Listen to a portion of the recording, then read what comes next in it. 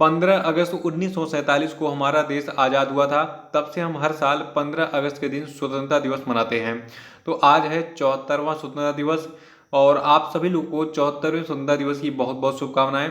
तो आज के दिन जो है समझ लीजिए अगर हम अपनी ये ज़िंदगी जो जी रहे हैं मतलब बिल्कुल आज़ाद तरीके से फ्री तरीके से, तो इसके लिए सबसे बड़ा योगदान रहा है हमारे देश के उन वीरों का जिन्होंने देश की लड़ाई में अपनी जान को न्यौछावर कर दिया। तो आइए अपने देश के वीरों को कुछ याद कर लेते हैं। ऐ मेरे वतन के लोगों जरा आंख में भर लो पानी, कुछ याद उन्हें भी कर लो जो लौट के घर ना आए। नमस्कार दोस्तों, आज की वीडियो में डिस्कस करेंगे हम 15 अगस्त के करंट अफेयर पे। और देखिए आज की वीडियो में टोटल हम 11 मोस्ट इंपॉर्टेंट करंट अफेयर पर चर्चा करेंगे और साथ में इनसे जुड़े जितने भी स्पेशल फैक्ट हैं उनको हम मैप में देखेंगे और उन पर पूरी डिटेल में चर्चा करेंगे। और देखिए इस वीडियो को पूरा देखने के बाद आप इसकी पीडीएफ फाइल भी डाउनलोड कर सकते हैं, नीचे डिस्क्रिप्शन बॉक्स में इस वीडियो की पीडीएफ लिंक मिल जाएगी। तो चलिए शुरू करते हैं आज के करंट अफेयर को लेकर। सबसे पहले बात कर लेते हैं कल के करंट अफेयर में पूछे गए सभी क्वेश्चन अपडेट के सही उत्तरों की। देखिए कल के अपडेट का पहला प्रश्न था कि किस राज्य सरकार ने मुख्यमंत्री किसान सहाय योजना शुरू की है। तो देखिए इस मुख्यमंत्री किसान सहाय योजना को स्टार्ट किया है गुजरात की सरकार ने। और दूसरा था कि हाल ही में मनीष प्रभात को किस देश में भारत के अगले राजदूत के रूप में अपॉइंट किया गया है। तो देखिए मनीष प्रभात बनाए गए हैं उज्बेकिस्तान में भारत के नए राजदूत। और तीसरा था कि अंतर्राष्ट्रीय युवा दिवस किस दिन मनाया जाता है। तो देखिए अंतर्राष्ट्रीय युवा दिवस को मनाते हैं 12 अगस्त को हर साल। और चौथा था कि विश्व हाथी दिवस यानी कि वर्ल्ड एलिफेंट डे किस दिन मनाया जाता है। तो देखिए विश्व हाथी दिवस को मनाते हैं हम 12 अगस्त को। और पांचवा था कि फोर्ब्स की दुनिया में सर्वाधिक कमाई करने वाले टॉप 10 अभिनेताओं की सूची में निम्नलिखित में से कौन इकलौते भारतीय शामिल हैं। तो देखिए ये इकलौते भारतीय अभिनेता आपके हैं अक्षय कुमार। और आज के करंट अफेयर का पहला प्रश्न है कि निम्न में से किस देश ने उन्नत मिसाइल रक्षा प्रणाली एरो 2 इंटरसेप्टर का सफल परीक्षण किया। तो देखिए इस एरो 2 इंटरसेप्टर का सफल परीक्षण अभी हाल ही में इसराइल के द्वारा किया गया है।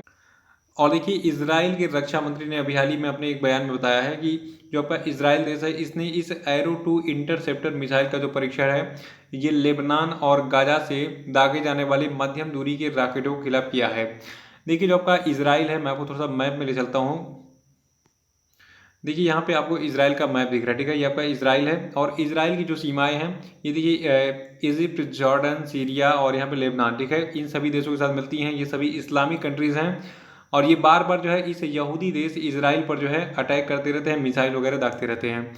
तो बहुत सारे ऐसे मतलब हमले हुए हैं इसराइल पे और इसी के जवाब में जो आपका इसराइल है इसने सोचा कि हम एक ऐसा मिसाइल विकसित करते हैं जिससे हम जो है इन देशों से आने वाली मिसाइलों को रास्ते में ही नष्ट कर दे, ठीक है। तो इसी को देखते हुए एरो 2 इंटरसेप्टर मिसाइल को विकसित किया गया है इसराइल के द्वारा।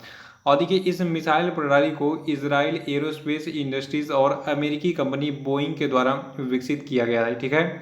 तो ये डिटेल्स याद रखिएगा। याद रखना है कि एरो 2 इंटरसेप्टर मिसाइल का अभी हाल ही में सफल परीक्षण किया है इसराइल ने। और दूसरा प्रश्न है कि हाल ही में अमेरिका के राष्ट्रपति ट्रंप की सहायता से संयुक्त अरब अमीरात और किस देश के बीच में ऐतिहासिक शांति समझौता किया गया। तो देखिए ये ऐतिहासिक शांति समझौता किया गया अभी हाल ही में इसराइल और यूएई के बीच में अमेरिका के राष्ट्रपति डोनाल्ड ट्रंप की मध्यस्थता के साथ, ठीक है। यानी कि इन्होंने मध्यस्थता की भाई तुम दोनों अब जो है लड़ाई झगड़ा बंद करो और साथ में आओ डेवलपमेंट में यानी कि विकास में कुछ ध्यान दो, ठीक है। देखिए अभी हाल ही में संयुक्त राज्य अमेरिका के जो राष्ट्रपति हैं डोनाल्ड ट्रंप, तो ये जो है उपस्थित थे और इनकी उपस्थिति में इसराइल के प्रधानमंत्री बेंजामिन नेतान्याहू और अबू धाबी के क्राउन प्रिंस और संयुक्त अरब अमीरात के डिप्टी सुप्रीम कमांडर जिनका नाम है शेख मोहम्मद बिन जायद अल नहयान, ठीक है। तो इन्होंने इसराइल और संयुक्त अरब अमीरात के बीच में संबंधों को पूर्ण सामान्यीकरण यानी कि फुल नॉर्मलाइजेशन पर जो है सहमति व्यक्त की। और देखिए इस सहमति के बाद जो आपका यूएई है इसने कहा है कि अब जो है हम सहयोग लेंगे इसराइल का कोविड-19 यानी कि कोरोना वायरस की वैक्सीन बनाने में, ठीक है। तो ये डिटेल्स याद रखिएगा। और देखिए इसराइल के बारे में थोड़ा सा हम डिटेल में जान लेते हैं। देखिए इसराइल जो है आपका मिडिल ईस्ट एशिया में स्थित है और कैपिटल यहाँ की है जेरूसलम।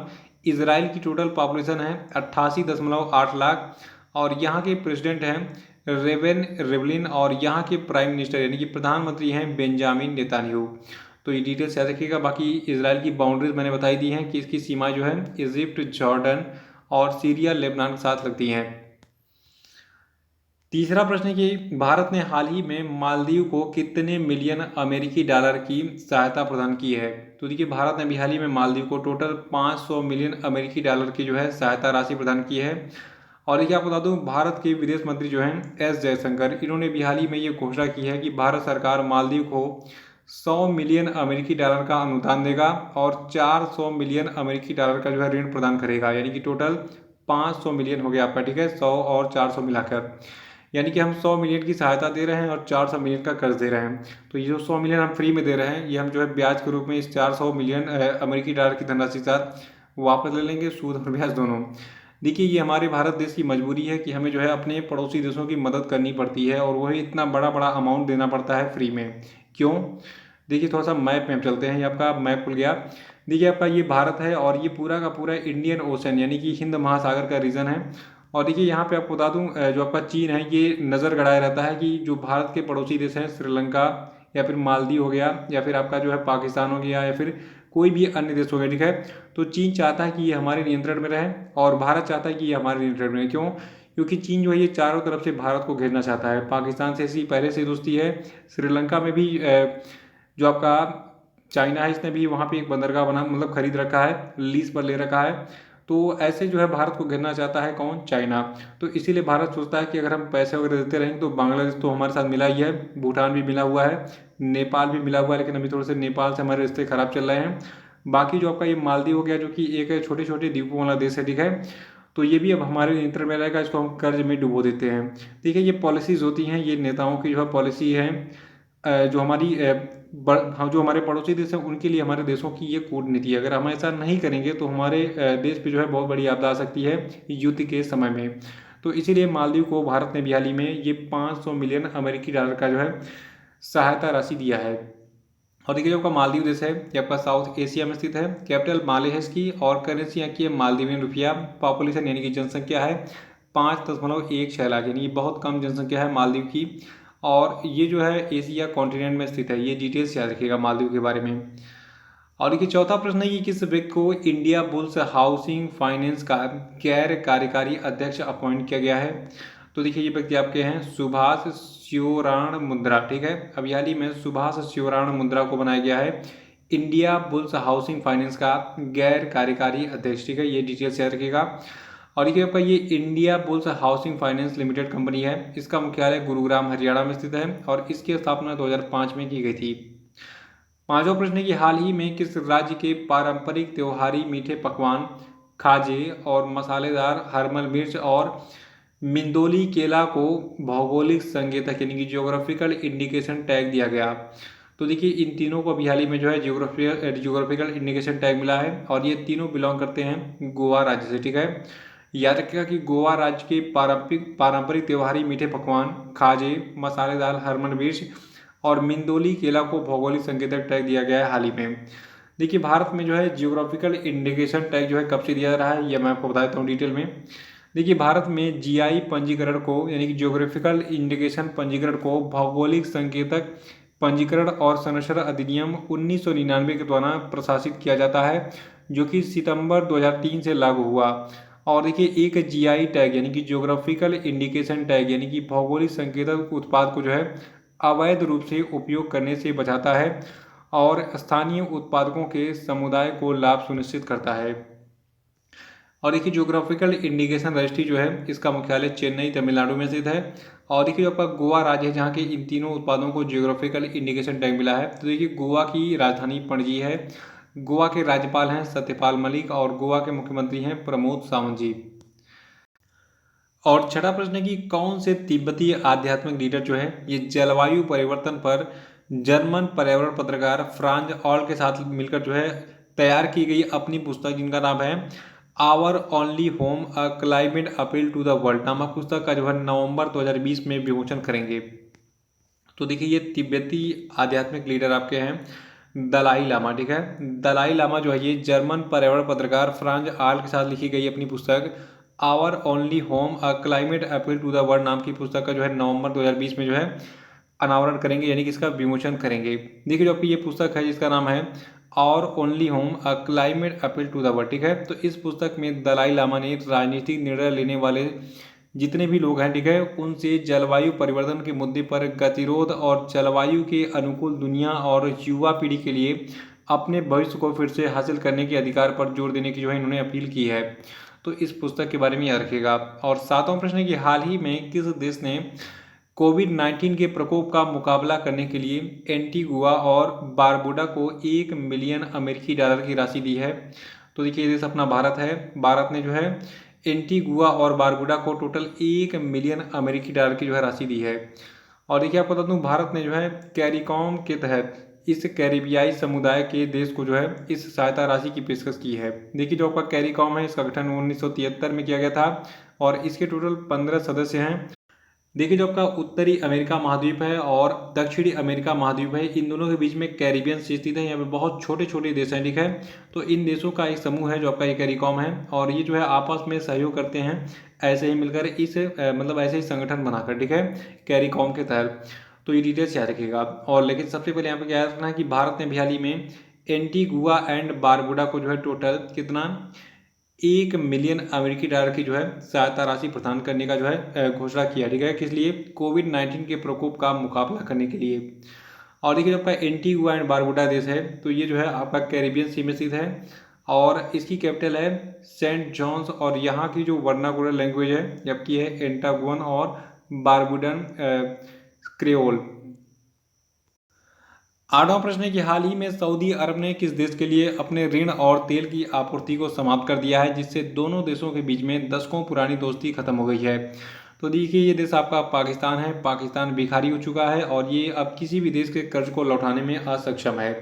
देखिए, वैसे तो देखा जाए तो पाकिस्तान जो ये आंशिक रूप से जो है चीन का गुलाम हो चुका है, क्योंकि चीन ने पाकिस्तान को इतना कर्ज दे रखा है कि ये ज़िंदगी भर अगर मतलब अपनी पूरी संपत्ति, पूरा पाकिस्तान बेच दे, सारी चीज़ों को, तब भी ये जो है चीन के कर्ज को चुका नहीं पाएगा। कर्ज चुका दे लेकिन उसका ब्याज भी नहीं भर पाएगा, ठीक है।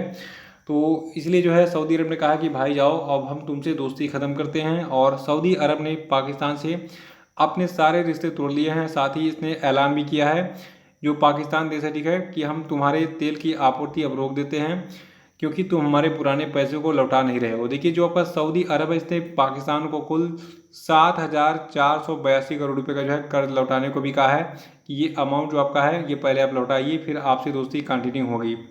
देखिए, सऊदी अरब ने पाकिस्तान को 2018 में कुल $6.2 अरब का जो है कर्ज दिया था और इसमें से $3 अरब जो है ये पेट्रोलियम पदार्थ लेने और उसके भंडारण के लिए जो है पाकिस्तान को दिया था।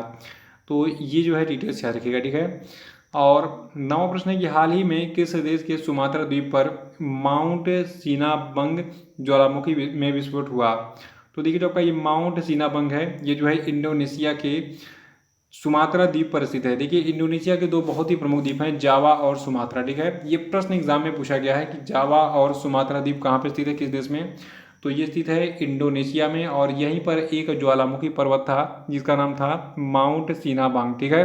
तो इसमें ज्वालामुखी विस्फोट हुआ और काफ़ी बड़ा विस्फोट था। 1 किलोमीटर मतलब लगभग ऊपर तक जो है इसके जो लावा थे, यानी कि जो आपका इसका उबार होता है, ठीक है, धुआं गैस जो भी हो, तो ये जो है 1 किलोमीटर तक ये विस्फोट जो है ऊपर ऊंचाई तक गया था और चारों तरफ इसके लावा बिखर गए थे। देखिए, जो आपका इंडोनेशिया देश है इसके बारे में जान लीजिए। देखिए, इंडोनेशिया जो आपका एशियन कंट्री है, एशिया महाद्वीप में स्थित है।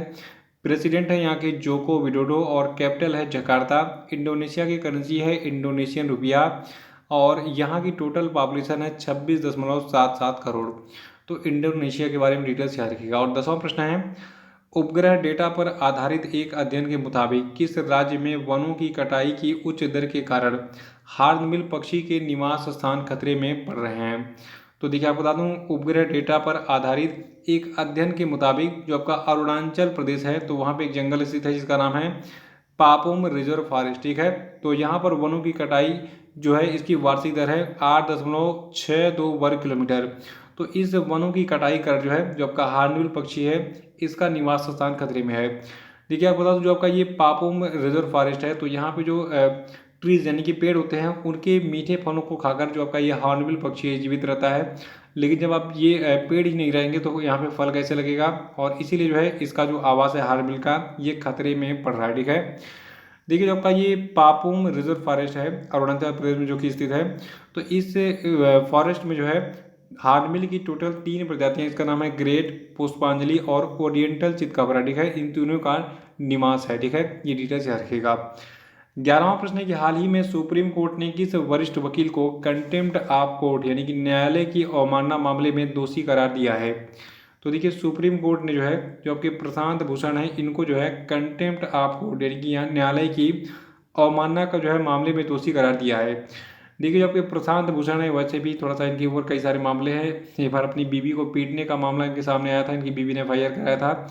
बाकी ये आम आदमी पार्टी का लीडर हैं और शायद इनको पार्टी से भी निकाल दिया है अरविंद केजरीवाल ने। तो सुप्रीम कोर्ट के जो वरिष्ठ वकील है प्रशांत भूषण, इनको जो है अवमानना के मामले का दोषी पाया गया। इन्होंने ट्विटर पर हाल ही में जो भारत के मुख्य न्यायाधीश हैं इन पर जो है और कुछ पुराने न्यायाधीशों पर टिप्पणी की थी, तो इसीलिए जो है इन पर ये कंटेम्प्ट ऑफ कोर्ट का दोषी करा दिया इनको, ठीक है। देखिए आपको बता दूं जो भारत के चीफ जस्टिस ऑफ इंडिया हैं जिनका नाम है SA बोबडे, ठीक है, और इनके साथ में अन्य 4 पूर्व चीफ जस्टिस ऑफ इंडिया को लेकर प्रशांत भूषण की ओर से किए गए 2 अलग अलग ट्वीट्स पर यानी कि ट्विटर पे किए जो ट्वीट हैं, ठीक है, तो उन पर जो है स्वतः संज्ञान लेते हुए सुप्रीम कोर्ट के जो जज हैं इन्होंने इनके खिलाफ अवमानना की कार्रवाई शुरू की थी कि भाई देखो आप सुप्रीम कोर्ट की जो चीफ जस्टिस हैं इनका मजाक आप नहीं उड़ा सकते हो, ठीक है, क्योंकि बहुत ही सम्मानीय पोस्ट होता है और इनका निर्णय जो है सर्वमान्य होता है। इनके निर्णय को भी पलटा नहीं सकता है पूरे इंडिया में, ठीक है।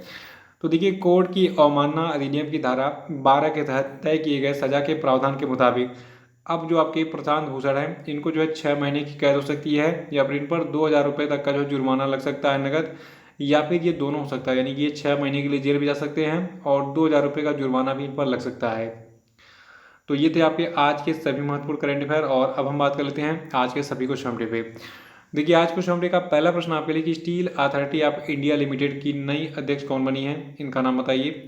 और आप लोग वीडियो को लाइक करना भूल जा रहे हैं तो वीडियो को तुरंत लाइक कर दीजिए। दूसरा प्रश्न आपके लिए कि हाल ही में किस राज्य सरकार ने 2 अक्टूबर 2020 से अरुणोदय योजना लागू करने की घोषणा की है, उत्तर बताइए। और तीसरा प्रश्न है कि हाल ही में किस मंत्रालय ने स्वच्छ भारत मिशन अकादमी का शुभारंभ किया, उत्तर बताइए। चौथा है कि विश्व अंगदान दिवस यानी कि वर्ल्ड ऑर्गन डोनेशन डे किस दिन मनाता है, आंसर बताइए। पांचवा है कि किस राज्य सरकार ने महिलाओं के कल्याण के लिए YSR चेयुता स्कीम शुरू करने की घोषणा की है, उत्तर बताइए।